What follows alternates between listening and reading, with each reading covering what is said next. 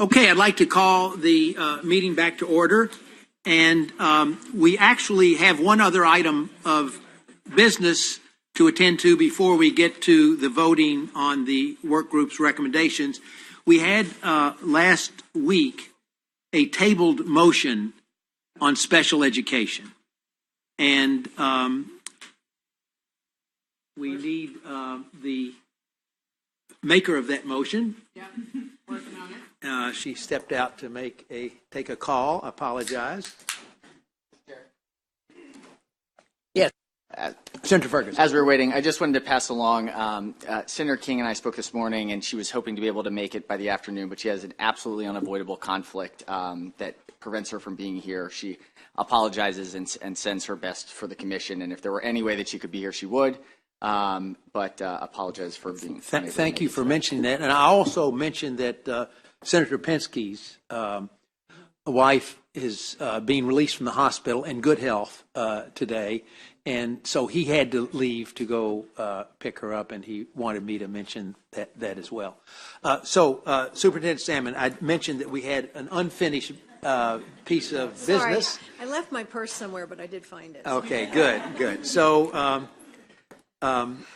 you made a motion last week that we tabled until this week. Maggie did. Oh, you made the motion we tabled. She made a motion, and you made a motion to table, and it's been tabled. So we're now. So here we are. Yeah, but I think the delegate has a substitute motion. Yes. Okay. Mr. Chairman, Lutke. I'd like to move a substitute motion. I've been trying to think through how to do this in a way that will, because I know there's different points of view on this, although I think we all share an interest in making sure kids with special needs get the support they need. So the motion would read as, the Commission recognizes that additional studies required by the Maryland General Assembly on the efficacy of special education services in the state will be finalized after the completion of the Commission's work. However, in order to ensure robust special education services are offered during implementation of the blueprint, the Commission recommends annual reporting beginning in FY20 on how additional special education funding provided by the blueprint is being used, the aggregate number of children in special education services by school, and additional special education services offered with blueprint funding. Further, if a school system is not spending blueprint special education funding in addition to current special education spending levels from state and local funds, the school system should explain why additional spending on special education is not necessary. So I'd move that as a substitute motion. Thank you very much. Is there a second? Okay. A discussion. Commissioner Heddleman. Thank you, Mr. Chair.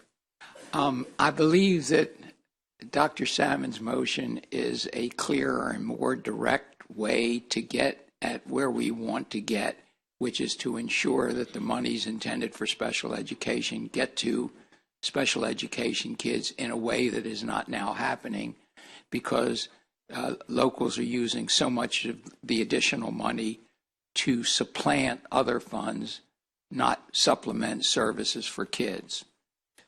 On the other hand, I appreciate the good intent of Delegate Lukey and Senator Ferguson and others, that this is the best way to go about it at this point. And that is to say that for the first time, there will be a very concerted, determined effort to force the LEAs to be transparent about what they're doing with the money. And I have so much confidence in Delegate Lukey. For those of you who don't know, I don't think there's anyone in the General Assembly who has been a better friend of special education than Delegate Lukey has. And I know that Dr. Salmon, as represented by her motion, is also deeply committed to ensuring that the students get the benefit of this money. So I think under those circumstances, I am not going to oppose the substitute motion. I trust that the General Assembly and MSDE will carry out the intent as faithfully as possible. Thank you, Commissioner Heddleman. Are others that would like to comment? I think I'll just ask for a voice vote. Those in favor say aye. Aye. Opposed, no. The ayes have it, and this motion has passed. Okay, now we come to a very important moment in our deliberations. I want to just, as Senator Carrozza has suggested, give a little context. This past legislative session, the General Assembly passed a bill endorsing the policy recommendations as a framework for K through 12 education going forward, and asked that the Commission continue its work and to do basically three things: revise the Thornton formula to accommodate the policy recommendations that came forth in our interim report, to fully fund the recommendations, to provide a detailed 10-year distribution of the costs of implementing the recommendations, the division between the state and the local jurisdictions, and to consider a more regular phase-in. The original Commission recommendations, as we discussed earlier today, were very front-loaded, and to create a more even phase-in, getting to the same point. And I want to emphasize, there has been no backing away from the policy recommendations and for full funding of these recommendations by the 10th year. So that is those are the issues on the table, and I would entertain a motion. Delegate McIntosh. Thank you, Mr. Chairman. As I said last week, and I want to reiterate that the work of this commission and the work of the Blueprint Work Group has been some of the best work I have ever done in my career in the House of Delegates. It really has been. I would like to make a motion, Mr. Chairman, to adopt the Blueprint Work Group recommendations for funding formulas for distribution of costs between state and local government, and the phase-in of policy recommendations as outlined today. I would like to make this work group recommendation or this motion to be to adopt the work group recommendations in total. Thank you. Thank you very much. Is there a second? Second. Thank you. Is there some discussion?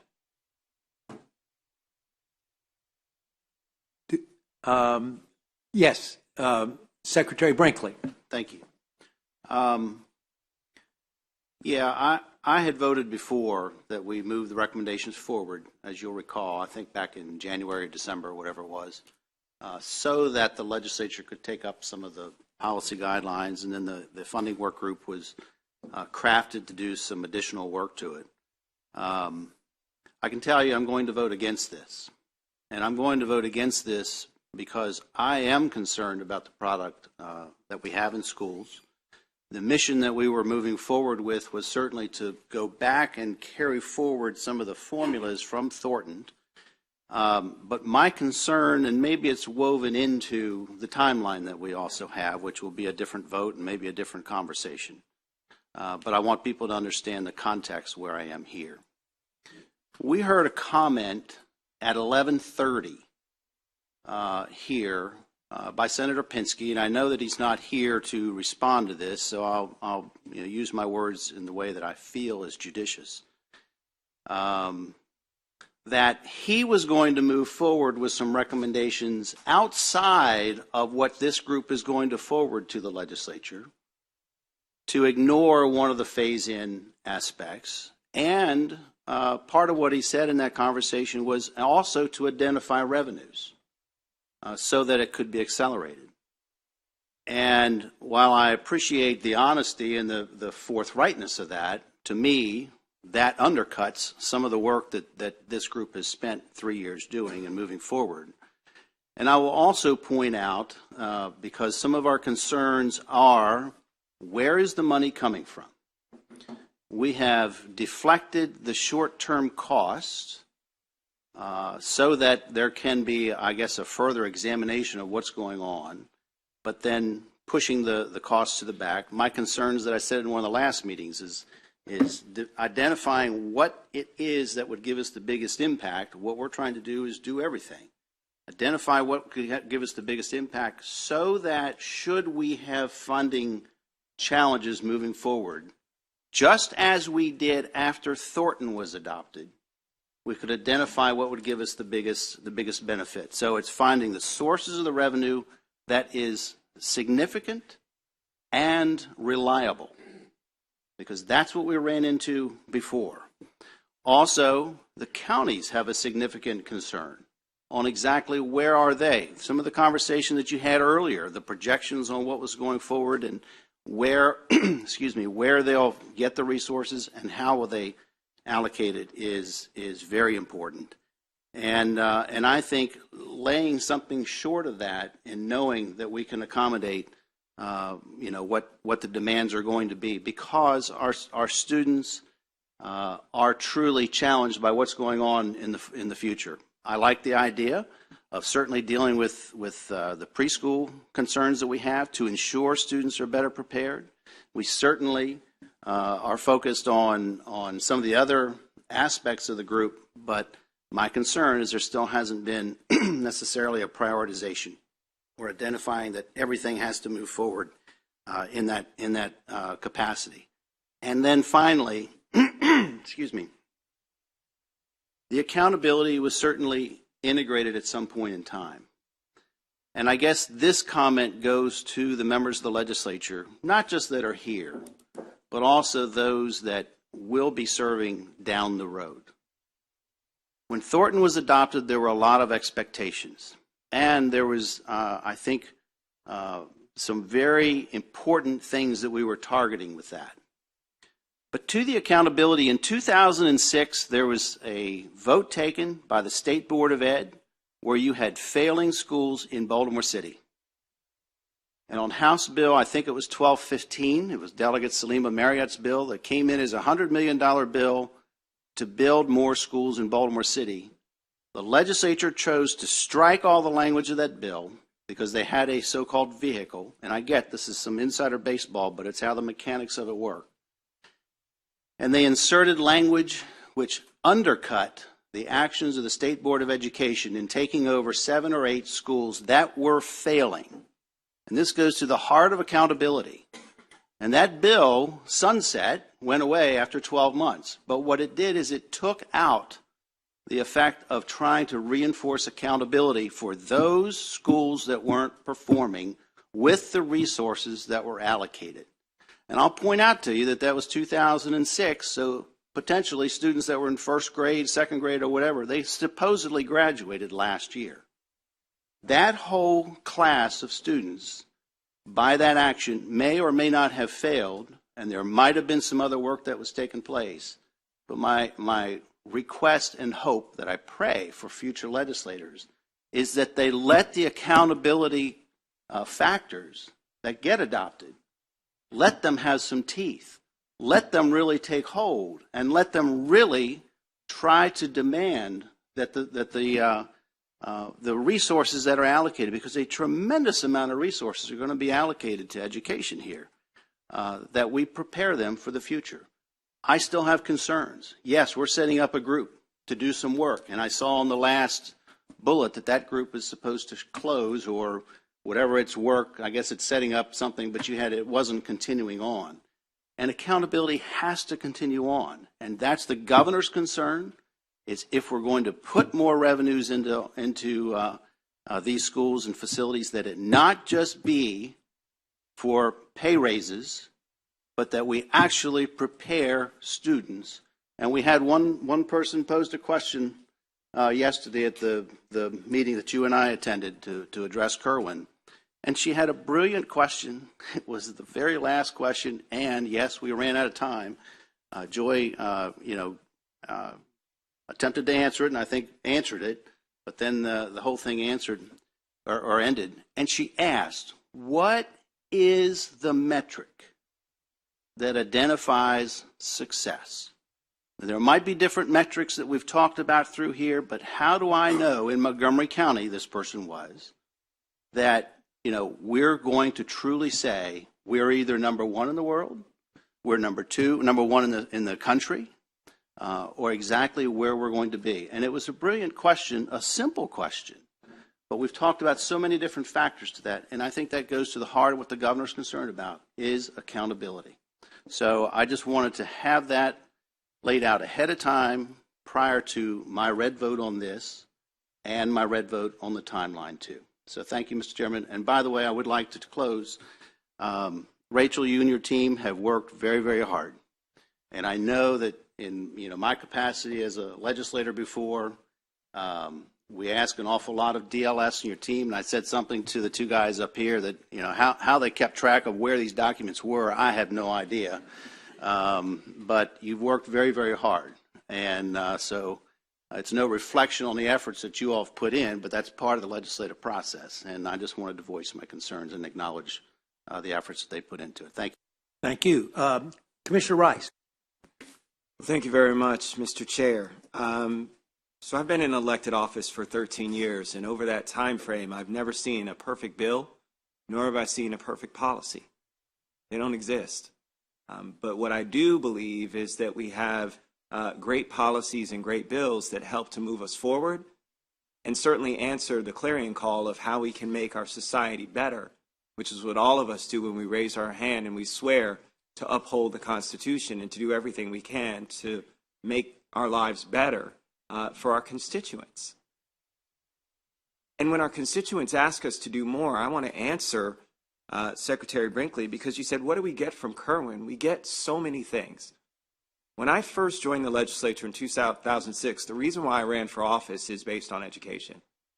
My mother being a teacher and then principal in special education, who was university provost at Gallaudet University, I grew up in an education space, and I knew that education was the most important function of government.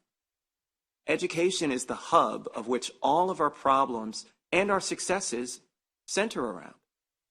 So I will answer that question for you, that if you care about crime, you should care about education. If you care about economic development, you should care about education. If you care about healthcare disparities, you should care about education.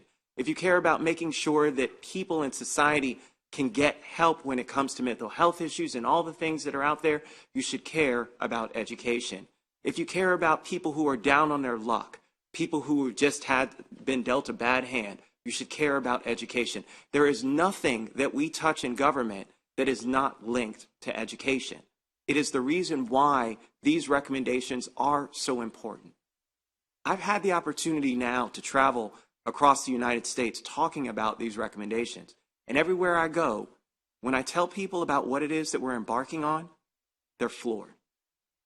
They're floored because a local jurisdiction has committed, a state has committed to saying that we really want to revamp what it is that we're doing. They called it the Massachusetts Miracle. Miracles should not be taken lightly as a light word. It's something that really meant about saving people's lives. We have far too many kids, and I know, Secretary Brinkley, you see them in our communities who die each and every day because they were denied the opportunity to quality education, didn't feel as though this world was doing something for them. That's what this policy represents.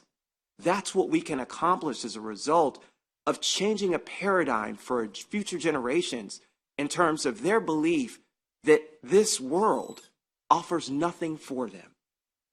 That's what this Kirwan Commission means to people.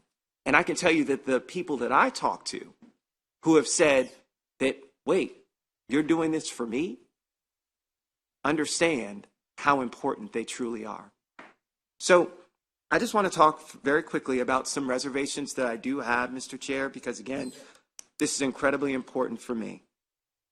Because I find myself torn as a person who swore that I would make sure that I, in true fidelity, said we wouldn't pit jurisdictions against each other, where MACO still has issues, where some of my counties and some of my rural jurisdictions continue to have questions that remain unanswered about whether or not they are actually going to achieve fair funding, whether or not they're going to have the information that's necessary to them to understand where their responsibilities lie from a funding perspective, whether or not there's going to be flexible for local jurisdictions to use resources under the premises of Kirwan, but also with targeted approaches that make sense for them as local jurisdictions.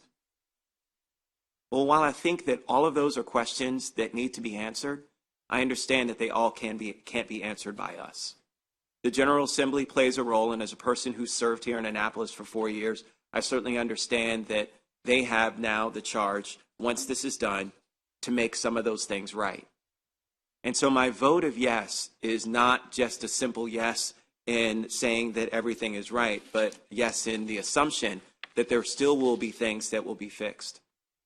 As one of your largest jurisdictions, putting on my Montgomery County hat for a moment, there's still a lot of questions about affordability and about where we understand some of the flexibility lies in terms of how we spend our money, now currently addressing some of these issues that are laid out via Kirwan, and those affect a lot of our large jurisdictions throughout the state as well.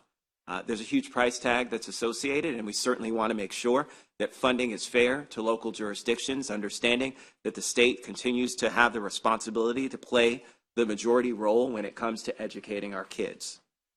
And so from that perspective, I certainly understand my colleagues who may have concerns when it comes to these questions that remain unanswered. And while I cast my yes vote, I certainly do not look down upon my colleagues nor have concerns about their raising of issues that are certainly still out there and remain unanswered.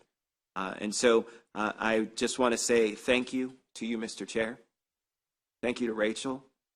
Thank you to each and every one of you as commissioners, because this means a lot to me. This is personal. I've, again, lived my whole life about trying to make a difference when it comes to education. And now I have a chance to do that and to actually cast a vote about something that means something to me in the core. It's personal. And so from that perspective, I just want to thank you again for your leadership in putting us in a direction that I know is going to make a tremendous difference in the lives of so many children and so many future generations here in the state of Maryland. Thank you, Mr. Chair. Thank you very much, Commissioner Rice. Delegate Lutke. Thank you, Mr. Chairman. I appreciate all the work that everybody on this commission who's been on it much longer than I have has done. But I think in my experience in the legislature, when we have these high-level education policy discussions and we look at many thousands of pieces of paper with tables and numbers on them, it's easy to lose sight of what ultimately should be driving the discussion. I taught in high needs middle schools in Montgomery County for 11 years, and a lot of my students stand out. And there's one in particular whose story I tell fairly often. Some of you have probably heard the story before. But it was in my third or fourth year of teaching. I was a social studies teacher. This was sixth grade. And he was one of these kids who acted out a lot in class. He liked to make the other kids laugh. And as a teacher, sometimes that can be a little bit frustrating when you're trying to get the kids to focus on other things. And in a classroom where I was regularly teaching more than 30 students per class in inclusion classes in a high need school in the most well-resourced jurisdiction in the state of Maryland, I didn't always have the time to devote to focus on him one-on-one that I probably should have. But one day I was sitting down the street in a Panera waiting for a meeting with a friend of mine, and the student all of a sudden walked up to the window next to me and started banging on it, going, "Mr. Lukey, Mr. Lukey." And I went, "Oh, God." Because, it's always a little uncomfortable when you run into your students outside of work. And but he came in, and he sat down, and we started talking, and I heard for the first time his story. And he told me that he was being raised like I was by a single mother, and that she had moved the family to Maryland just the year before because his older brother was being recruited by gangs where they lived in the barrios in LA. And that he was worried because, and this is not atypical of kids in every county in the state, as a sixth grader, he was being recruited by Sabatruca. And he didn't want to do it, but he didn't see a way to get around it. And, I went in, I went back to work and tracked down one of the counselors at the school and talked to her about it. And she was extraordinary at her job and ended up getting him connected with a mentor who had actually been in and left a gang and who developed a one-on-one relationship and who kept him essentially out of the gang. And he went on to get into an arts program that got him more engaged in school. And he graduated high school and he's in college right now. And that's what a great school that has the resources it needs can do for a kid. But we have far too many schools in the state that don't have the resources to do that. And far too many kids who need interventions like that who aren't getting them. I've been to classrooms that are essentially converted broom closets. I've talked to hundreds of teachers who are so exhausted that they're ready to leave the profession they love. I've talked to teachers that will tell their children not to become teachers because of the way they're treated by society. And in the wealthiest state, in the wealthiest country, in the history of the world, that's morally unacceptable. So, this plan that you all have done 3 years now of work on is not perfect in every respect, but it holds out the promise of helping thousands upon thousands upon thousands of Maryland kids get the education they deserve. And yeah, we need to figure out how to pay for it. That's not the job of this commission. That's up to us in the legislature, and it's up to the governor of the state of Maryland. And we're ready for that conversation. And yes, we need to make sure that school systems are held accountable. It's why we worked in the legislature with the governor to implement his plan to create an office of Inspector General for Education. And we are open to that conversation continuing. But this is maybe the best education reform package that has been produced by any state in this country, in the history of this country. So I'm late to the party, but I'm going to be voting strongly in favor of this plan. And I just want to say, Mr. Chairman, that the work you've done, in particular chairing this commission, has been extraordinary, and I very much appreciate you. Thank you very much for that. Commissioner Dorsey. Thank you, Mr. Chairman. When I committed to serve on this commission, I did it because of the kids that I had met in Sandtown that really had no hope, honestly couldn't see a future. And I'm not an educator, I'm not a politician. I feel like I've learned a lot about both from all the great people in this room. With that said, a couple weeks ago I mentioned that I do have serious concerns about our funding. On the one hand, we have a lot of good people in Maryland saying that we just can't afford this. We love the idea, but we just can't afford it. And we also have people saying we can't afford not to do this. We owe it to future generations. And as I said before, I agree with both. I also feel like we need to do a lot more with regard to how we are going to figure this out and fund it. The last thing we need is to promise to the people of Maryland this bright future and then find out 5 years from now we just don't have the resources to do it. I'm very, very concerned about that. As I mentioned before, a commission much like this, 25 people appointed by Senate President Miller and Speaker Bush at the time, met for 3 years. It was the Maryland Economic and Business Climate Commission under the direction of Dr. Norman Augustine, who testified with us. That commission made a lot of wonderful recommendations, which I believe were presented in January 2016, and much has not been acted on. I'm beseeching the legislature and the governor. We need to be very intentional. We need to create the economic growth in this state to fund this. It just won't happen by itself. I too heard Senator Pinsky's comment. Well, we'll just have new revenue sources. I think we need to understand what those revenue sources are going to be, and we have to cross party lines. There might be some policies that might not be as progressive as they might be, that in the long run we need to do to provide the kind of growth that this state will need to deliver on this promise. I agree with all the comments everybody's made. I agree with Secretary Brinkley's comments. I will be voting for this, and I'm voting because I'm going to have faith that the legislature and the administration will do the things that they need to do to make sure that we don't fail in our promise to the people of Maryland. Thank you. Thank you, Commissioner Dorsey. Commissioner Schaefer. Thank you, Mr. Chair. I am very happy to support these recommendations. And my greatest hope is that the leadership in the legislature and the governor will take the approach that this commission took. We could have easily focused on the finances solely. We could have easily focused on the funding formula and probably been done about 18 months ago. But we expanded our look at what can we do to transform the public schools in the state. And, Commissioner Lukey's example is just one example of how public schools, good, strong, effective public schools, transform lives.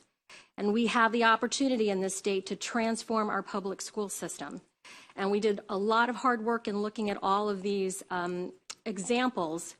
And all of them began with the premise that we as a country or as a state, such as Massachusetts, we're looking down the road a generation from now, 2 generations from now. What will it take to make sure that our citizens in 20 years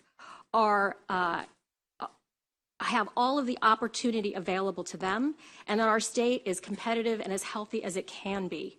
And so to Commissioner Dorsey's point, I think what that's going to require is the next step is for the legislature and the governor to talk about what are the goals for this state comprehensively, that education and this reform they can use to support for all Marylanders.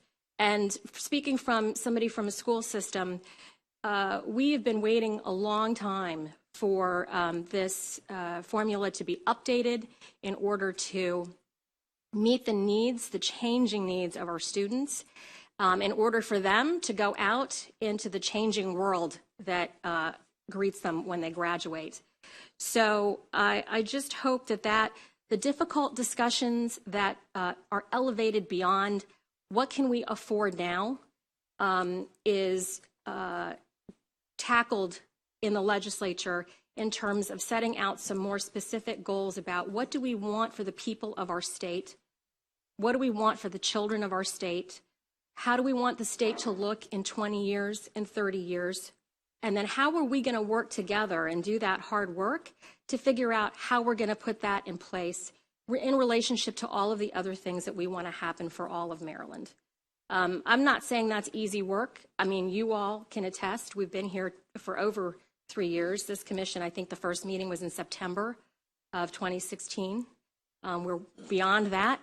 So I think we understand what kind of hard work it is, and we got a glimpse of what the push and pull might be in the last couple of meetings as we hashed out some of the details. That is the kind of leadership it's going to take in order for us to move this forward for the future, the well-being, the continued vibrancy of our entire state, and so that everybody in our state has all of the opportunities that they should have afforded to them. So I also want to thank my colleagues on this commission. It's been an honor and a pleasure to serve with you. The staff have been exemplary and phenomenal, and extremely, I think hardworking is, you redefined hardworking, and our consultants at NCEA and APA, and to our phenomenal chair. I don't think we could have had a better chair for this commission. That's very nice of you. Thank you. Let's see. I think it's Senator Carrozza. I think she was. Okay. Thank you very much.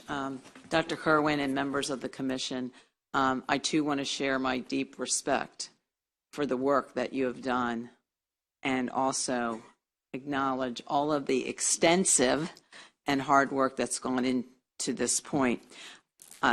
You all know me well enough by now that I tend to be a policy person, so I want to understand what we're into here.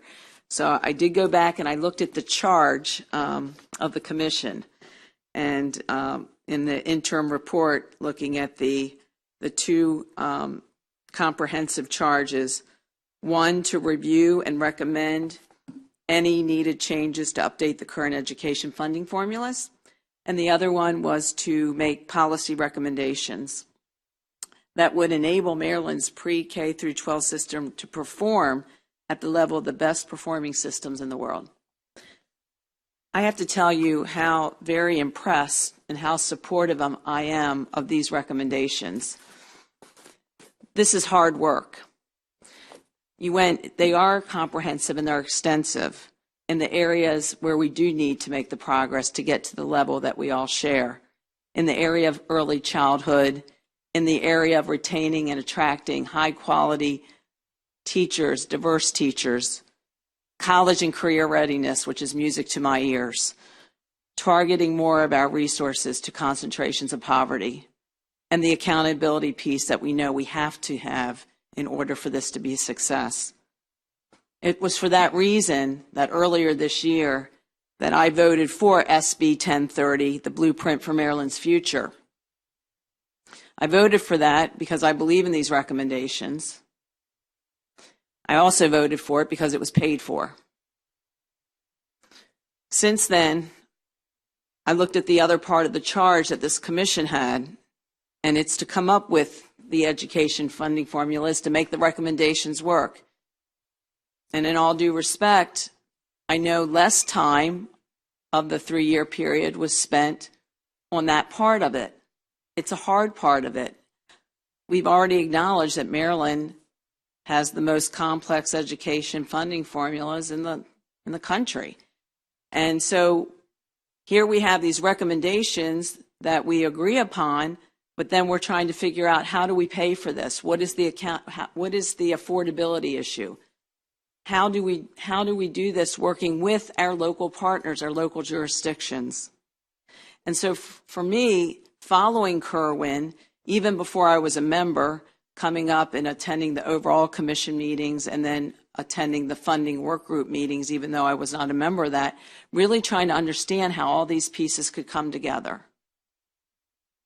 And my biggest concern, and it is the reason that I will be voting no today, is the overall affordability, and also the fact that these local jurisdictions, I'm in the schools, I was in 3 schools yesterday, talking to superintendents, principals, teachers, our county elected officials, really trying to say, if you believe in these recommendations, how do we make this work?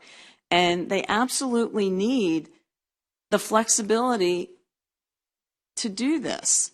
They need the flexibility, and we need to factor in affordability. We've talked about prioritization of the recommendations. You know, we haven't done that to the extent that I can support. I will continue to support all efforts on accountability. And there's one last issue that I brought up, and I'm going to bring it up again today because we just had a situation in Parkside High School in Wicomico County where 3 teachers went to the hospital because of student fights. And I think part of our work when we talk about policy recommendations, we have to also talk about classroom management and school environment. And we have to have some of these hard conversations that if we have certain state policies that are limiting our locals, teachers, our school personnel, or if there's an issue about the interpretation of those policies, I think we have to take a hard look at that. And the reason I bring that up is because it's directly tied to student performance. When a teacher has to divert his or her attention to deal with a unsafe and possibly violent situation in the classroom, not only are we talking about the safety of the students and teachers in that situation, we're also talking about how it affects the rest of those students. And not just when the incident happens, I talked to the students and the teachers afterwards. This affects them after that incident and going forward. So I bring this all up because, again, I was proud to cast my vote earlier this year for voting for the Blueprint for Maryland's Future. I support these recommendations. I want to work with you, and as a member of the Maryland Senate and as a member of the Committee of Jurisdiction, I look forward to working with you. I'm assuming that several of the Kirwan Commission members will stay engaged, and working with my colleagues on how we can work with the locals and see how we can move forward so we can reach our shared goal, which is making sure our students are at the level in a world-class education system. I appreciate that you allowed me to share this background, and I'm very much looking forward to continuing to work with you on our shared passion. Thank you, Senator. Superintendent Couch. First of all, I would also like to echo thanks to the chair. You've done an excellent job leading this group, but I particularly want to acknowledge DLS and all of your hard work. I know that there was a lot of time that you put in, and particularly to you, Rachel, I thank you for all of the work and all of our requests for data, and it just seemed like everything just came out at a very timely fashion. I just want to note that there's no question that the Superintendent's Association is overwhelmingly in support of the general recommendations for the Kirwan Commission. We all agree that there's a need to increase funding for our public schools. And I would speak to what you just spoke about, Senator Carrozza, in that we need more support and we need more funding sources so that we can address the issues that you just spoke to about the needs that our students have when they enter our schools. Kent County has been fortunate in having implemented universal pre-K for the last 5 years, and it has made a huge difference. You know, the sooner that we can get the supports for our students, the better off we're going to be. And I'd like to see that opportunity for all students in Maryland. I think that is going to make a huge difference in the product that we end up with when they graduate from high school. I would note that what I'm particularly impressed about with the recommendations for the commission is the totality of the approach that we took. We weren't just looking at K-12. We were looking at higher ed. You know, how can we improve teacher preparation? How can we look at all aspects of this this model so that we can indeed have a wonderful world-class students that graduate from Maryland. And I'm very impressed about the possibilities that we have. I would be remiss if I didn't bring up my concern about rural counties. I know that we talked about making sure that all of the horses come out of the gate at the same time. But I speak to the legislators here in this room, that I really urge you to consider and to really think about how hard it is for smaller counties to make the adjustments to adverse conditions such as economic development, declining enrollment. The larger school systems, the urban school systems, have an easier time. I'm not saying it's not difficult, but they have by far a greater flexibility to adjust to those adverse changes that happen in their community. And when you're talking about the tiniest school system in the state of Maryland, I've been a superintendent in another state, a medium-sized school system, so don't think that I haven't had experience other places. But you know, it's very concerning to me when you look at the funding formula, and I know it's very complex, but that there is no account for smaller school systems. You look in other states and they have a smaller school system index, you know, that provide a little more of a bump for a small school system. When you have a school population, a school system population of less than 2,000, you know, losing 69 kids in a school year is devastating. So I would just ask for you to consider that one size doesn't fit all.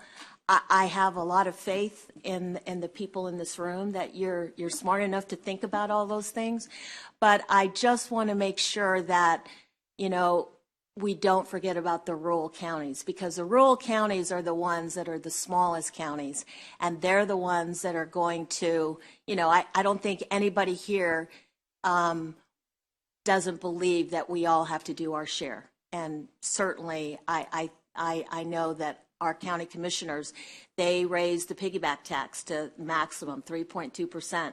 They gave us more than MOE this year, which was huge for us. But, you know, the resources are limited. So I would just ask you not to forget the smallest counties when you start to think about how this all plays out in the state of Maryland. Thank you. Thank you very much. Commissioner Showalter. Chairman Kirwan, and like the others, I would very much like to thank you for your leadership and your wisdom, and for the Department of Legislative Services. Rachel, you are an amazing human being. I don't know how you keep it all in your head. You are like a computer. You really are. So it's been my honor to serve as the only current teacher here on the commission, and as the de facto representative of all teachers in Maryland. So I have a really brief message to say to the students, specifically to the students, my students on the west side of Baltimore in Harlem Park, and to all the students in Maryland. We see you, we love you, and we did this for you. We did this for your children and for your children's children, because what we do here will transform generations.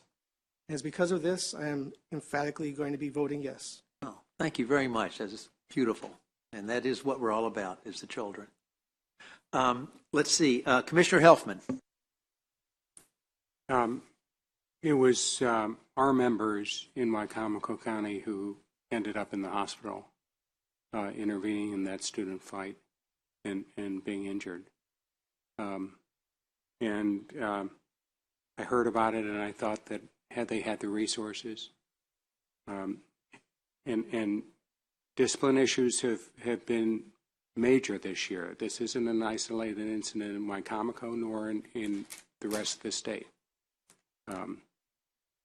Had they had the resources, the pre-K programs, the community schools, and the wraparound services those provide, the training that we're talking about in programs around restorative practices, instead of simply saying, take the kids and throw them into the prison pipeline, but really, you know, the deep work, the hard work that it takes to really change the culture in the classroom for the benefit of all children, that might not have happened.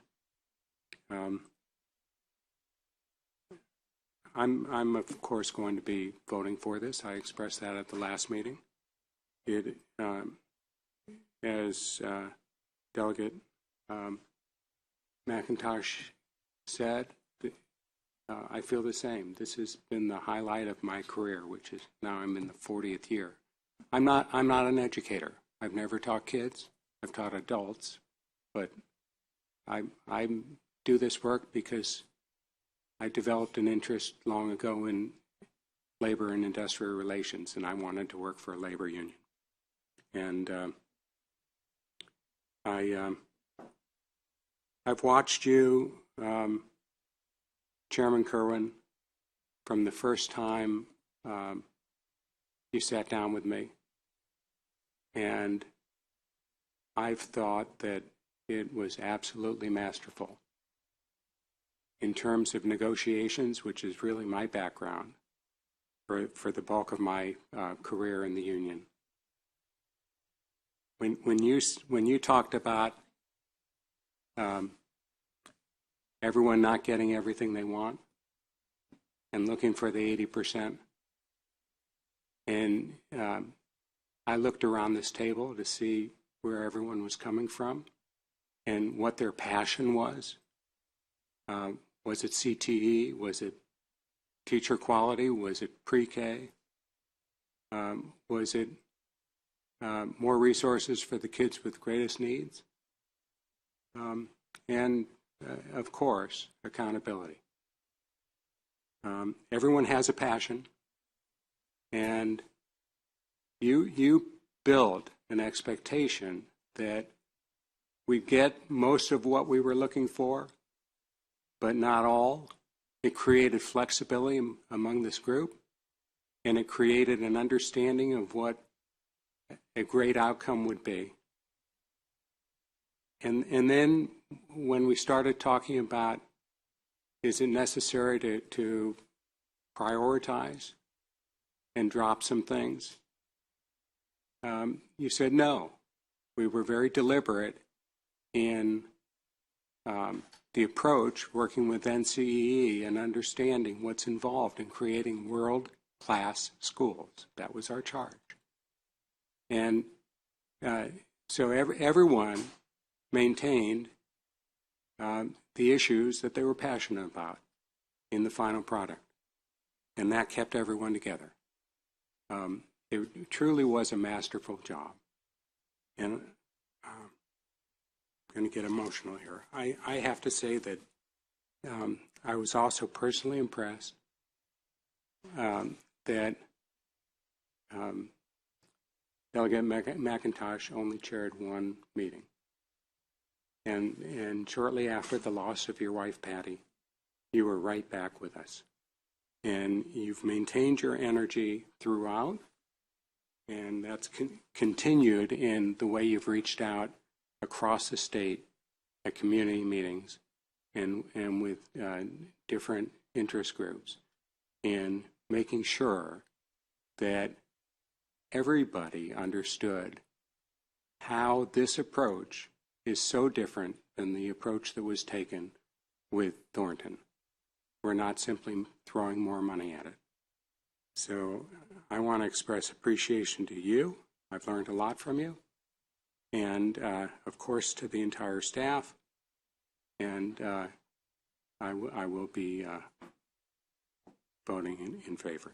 Thank you so much. Thank you very much. I was very touched by your comment. Thank you. Senator Ferguson. Thank you, Mr. Chairman. First, I want to say thank you to the commissioners who have been a part of this process. I started on the other side with Delegate Lutke, I think, and the chairs watching this process from the beginning. Back then, when at the time my son was going into kindergarten, and I used to say, if we can get this right, by the time he graduates, we will have changed the trajectory for kids across the state of Maryland. He's now in second grade. Time is ticking. He's not going to be in second grade again. It is the work of this group, though, that has plowed through day after day, meeting after meeting, to move an issue forward. I want to thank the advocates and the members of the public who have engaged in this process. This has been a long, hard, complicated road. But especially folks who are here today, but those who are watching from afar or will see this down the line, who have continuously been interested in schools, in businesses, across our communities. This is the issue that matters. I also want to make one final point, because I think Commissioner Showalter said it better than anybody else could. But I also want to respond to Commissioner Dorsey, who I think had an excellent point as well. I suspect that this may pass today, given the comments. And this has been a long story, but this is the end of one chapter and the opening of another.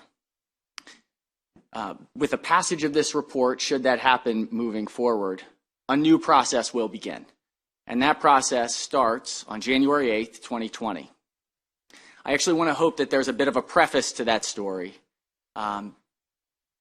Because at the end of the day, the success of Maryland's kids and the success of our economic future is not a Republican issue. It's not a Democratic issue. It is a Maryland issue. And all of us are in this together. And so despite where the administration may be right now, there are 48 days between now and January 8th. And I want to invite Governor Hogan and his administration to meet with us, the leaders of the General Assembly, to ensure that we do not miss out on this once-in-a-generation opportunity. I have every confidence in the governor to join us at the table to do something that is lasting, that is bipartisan, that is sustainable. And with that, Mr. Chairman, I want to thank you for your incredible work and look forward to voting for this incredible moment. Thank you very much. Seeing no other lights on, I just want to make one comment, not so much to the members of this commission who understand well what the potential impact of this is, but for those skeptics about whether recommendations like this can make a difference, we've often talked about Massachusetts, who did something like we did back in the late 1980s, early 1990s. And of course, we all know the incredible growth in student performance. They came to school on what we had been doing, though. And they had a superintendent who said that they learned from our work.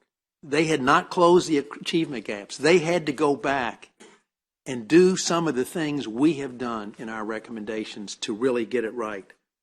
But just think what has happened in Massachusetts for anyone who thinks this can't work. As you know, they oversample so they can be considered a country. Guess where they stand? They are tied for #1 in reading in the world. They're tied for #2 in science in the world. They're tied for #10 in mathematics in the world. When they started their reforms, Maryland and Massachusetts had the same per capita income. Today, their per capita income is $8,000 higher than Maryland's. And it is attributed to the increased education level of the citizens of the state of Massachusetts. That's what can happen in Maryland. And so with that, I will now call for a vote and would ask, raise the hands. Yeah. All in favor, please raise your hand. Okay. Opposed? Okay. You got the names, Rachel? Okay. 30%, right. Okay, now I'm going to take the prerogative of the chair. We're essentially done, but one thing is we would like to take a picture of everybody. So if you don't mind staying around a few moments, we have someone with the camera to do that picture. But I just have to say, and I'm somewhat repetitive of the beautiful comments that have already been made, but I just think this is a historic moment for our state. It truly is. After 3 years, the commission has produced a report that is fully responsive to the charge we were given. Several people have mentioned that it isn't perfect. It couldn't possibly be perfect. Look, this is so comprehensive. What an incredible reform. And we've based it on projections going out into the future. Nobody knows the future perfectly. It's not perfect. But it's damn good. And it can be tweaked as we go along. It should be tweaked. So I just have every confidence that what we have done is going to make an enormous difference, and if fully implemented, is going to give Maryland, for its children and its future, a school system as good as any in the world.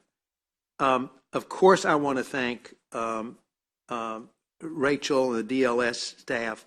You know, I just cannot tell you how much I admire these people. They work so hard.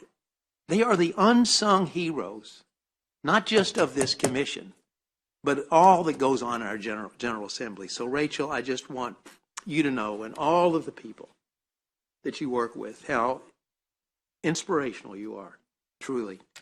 And, of course,